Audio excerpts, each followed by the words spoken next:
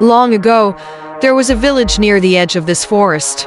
The villagers often heard eerie sounds emanating from within, the rustling of leaves when there was no wind, the faint glow of ghostly lights flickering between the trees, and the mournful wails that echoed through the night. They spoke in hushed tones of spirits who roamed the woods, guarding their secrets and seeking revenge on anyone who dared disturb their peace. One autumn evening, a young and curious girl named Elara ventured into the Hallow Woods. Armed with nothing but her courage and a lantern, she was determined to uncover the truth behind the legends. As she walked deeper into the forest, the path grew narrow, and the trees seemed to close in around her. Suddenly, the lantern flickered, casting elongated shadows that danced menacingly on the ground. Elara's heart pounded, but she pressed on, following a faint glow in the distance. She stumbled upon an ancient, crumbling stone altar, overgrown with ivy and moss. The glow emanated from a small, delicate locket placed atop the altar. Just as she reached out to touch it, the wails of the spirits grew louder, and a chill ran down her spine. With trembling hands, Elara opened the locket to find a tiny, faded portrait inside. It depicted a young woman who bore a striking resemblance to her. As she gazed at the portrait, the whispers around her formed words, "Find her, and free us." Elara realized the spirits were not seeking revenge. They were trapped and needed her help to find peace. She vowed to uncover the identity of the woman in the portrait and return to the forest. With newfound determination, she made her way back to the village, clutching the locket and the knowledge that her journey into the haunted forest was just beginning. What will Elara discover next? What secrets lie hidden in the village's history? The tale of the Hallow Woods continues to unfold, and the forest's whispers still call out to those who dare to listen. Chapter 2: The hidden past days turned into weeks as Elara pored over the village's historical records. She visited the old library, where ancient manuscripts and dusty scrolls held secrets of generations past. The portrait in the locket became her constant companion, a silent reminder of her promise to the spirits of the Hallow Woods. One rainy afternoon, Elara stumbled upon a leather-bound journal tucked away in a forgotten corner of the library. Its pages were yellowed with age, and the ink had faded, but she could still make out the delicate handwriting. The journal belonged to a woman named Leora, a healer who lived in the village centuries ago. As Elara read Leora's entries, she discovered that Leora had ventured into the Hallow Woods many times to gather rare herbs and plants for her remedies. The villagers revered her for her knowledge and kindness, but there was one entry that caught Elara's attention. It spoke of a powerful ritual Leora had performed to protect the village from a terrible plague. In exchange for the protection, Leora had sacrificed her own spirit to the forest, binding herself to the land. Elara's heart raced as she realized that Leora was the woman in the portrait. The spirits were those of the villagers who had succumbed to the plague, and they were trapped in the forest, bound by the same magic that held Leora. The ritual had saved the village, but at a great cost. Determined to break the spell and free the spirits, Elara sought the help of the village's current healer, an elderly woman named Meve.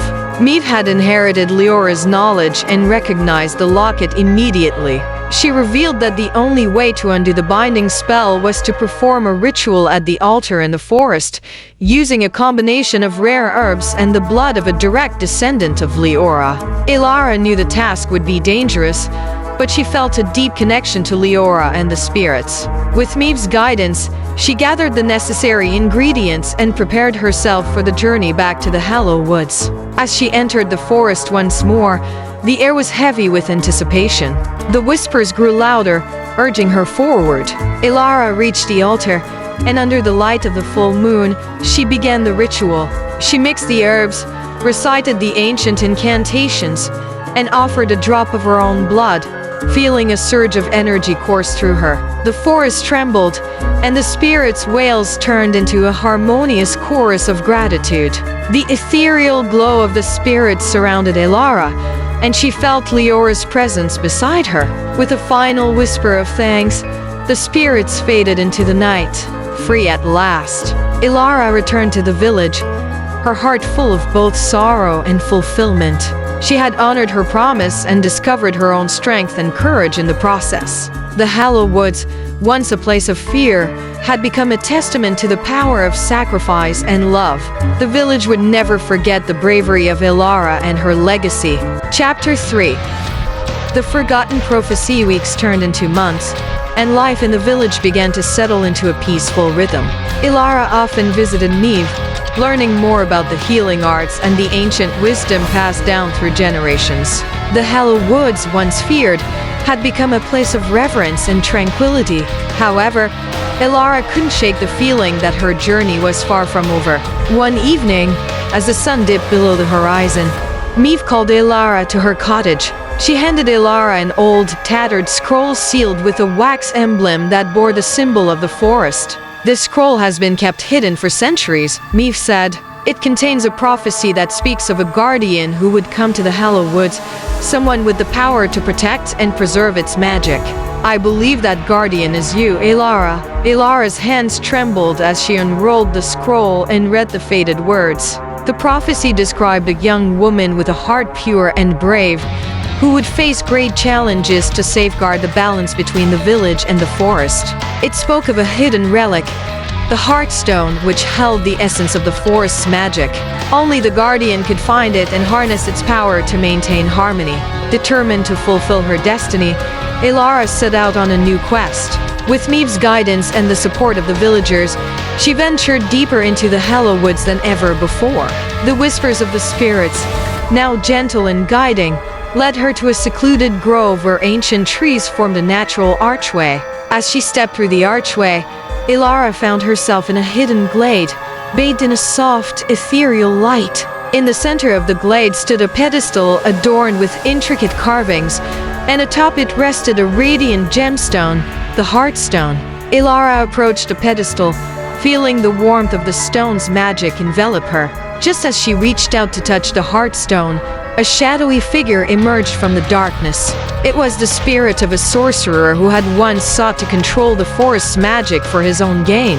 Bound by his own greed, the sorcerer's spirit had been trapped in the Hallow Woods for centuries, waiting for someone to challenge him. "You cannot take the Heartstone," the sorcerer hissed. "Its power belongs to me." Ilara stood her ground, her determination unwavering. "The Heartstone belongs to the forest and the village," she declared.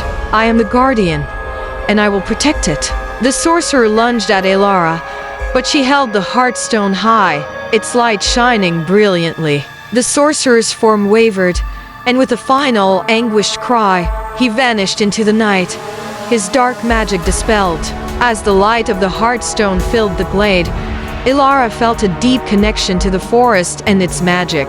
She knew her journey was far from over, but she had embraced her destiny as the guardian of the Hallow Woods.